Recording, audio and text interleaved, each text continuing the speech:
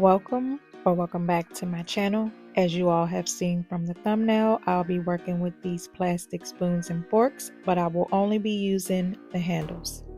These are a little hard to cut, but if you apply pressure, they come right off.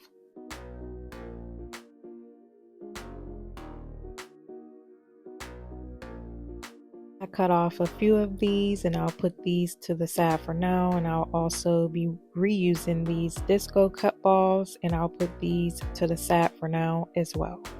I'll also be using 2 of these mirrors, which these mirrors come in these frames.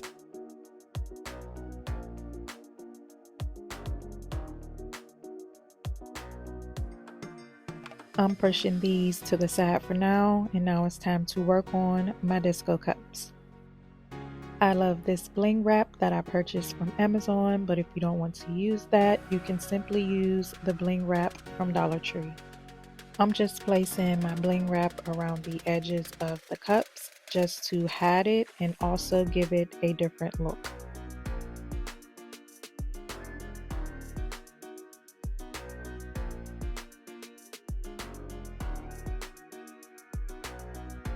For these next steps, I'm taking these cups and I'm going to glue them directly to the center of my mirrors. I tend to not use measurements, so if you are going to recreate this, then I suggest you use measurements just to ensure that your disco cup is directly in the center of the mirror. The edges where I cut the handles off will be glued up against the cup to hide the imperfections, while the smoother ends will be visible. I'm making sure the handles are evened out as much as possible, and I don't know if y'all can see this, but this is hanging off the mirror. But to fix that, all I'm going to do is cut it off. It's a little tough, but if you apply pressure, it comes right off. Now I'm going to apply glue to each handle, and if you are going to recreate this, then please use a stronger adhesive so your projects can last over time.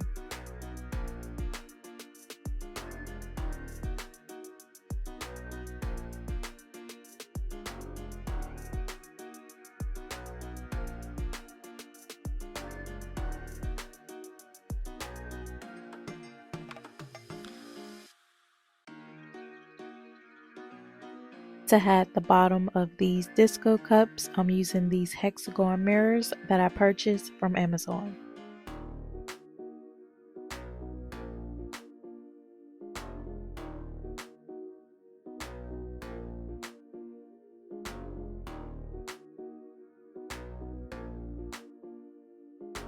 And just like that, I have this simple but yet beautiful wall decor that can also be turned into table decor.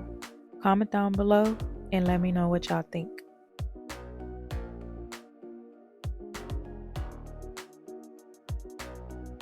For this next project, I'll be working with different sizes of these canvases. That first one is 11 by 14. These 2 are 5 by 7s, and these are the 4 by 6s. For this next step, all I'm doing is taking the canvases and I'm gluing them down wherever I see fit. I did use the big one as the base, and then I'm just going to freestyle all the other ones. As y'all can see, these are the thin slash flat back canvases, and if you're going to recreate any of my projects, please use a stronger adhesive so your projects can last over time.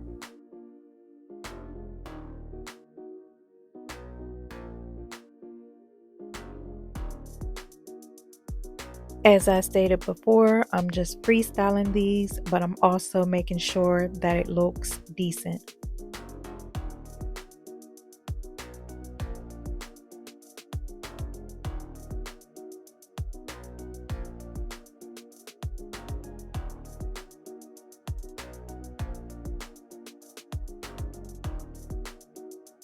Here's a closer look of what these flat back canvases look like.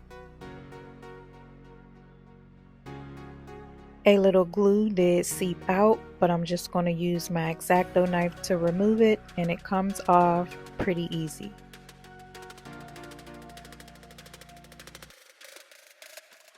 Now I'm adding more glue to the ones that I did not add glue to, and then I'm going to take this outside to be spray painted.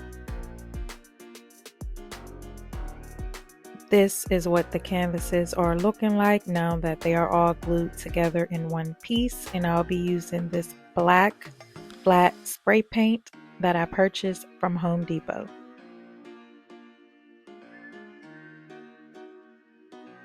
I'm spray painting this black so I can get the full coverage that I want for the gold, because I really want the gold to pop.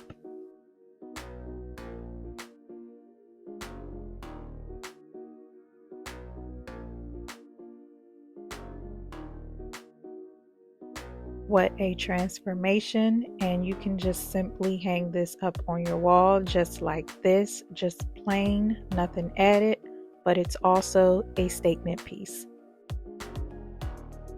I decided to add these spoons and fork handles around the perimeter of my canvases to give it a different look.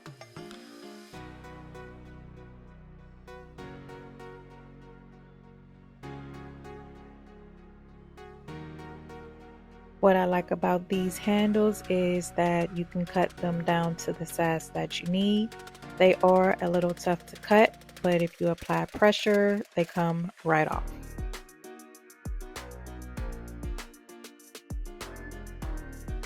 I decided not to cover the full perimeter because it's not going to look right if I do that.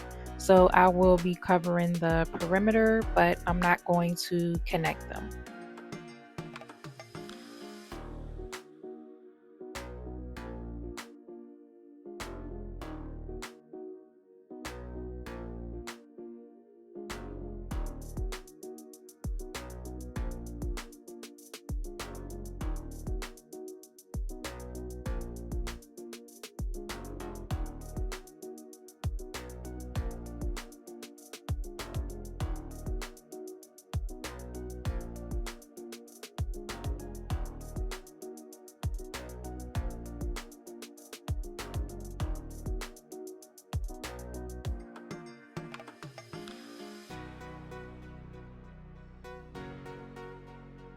And this is the second look. Comment down below if you like look 1 better or look 2.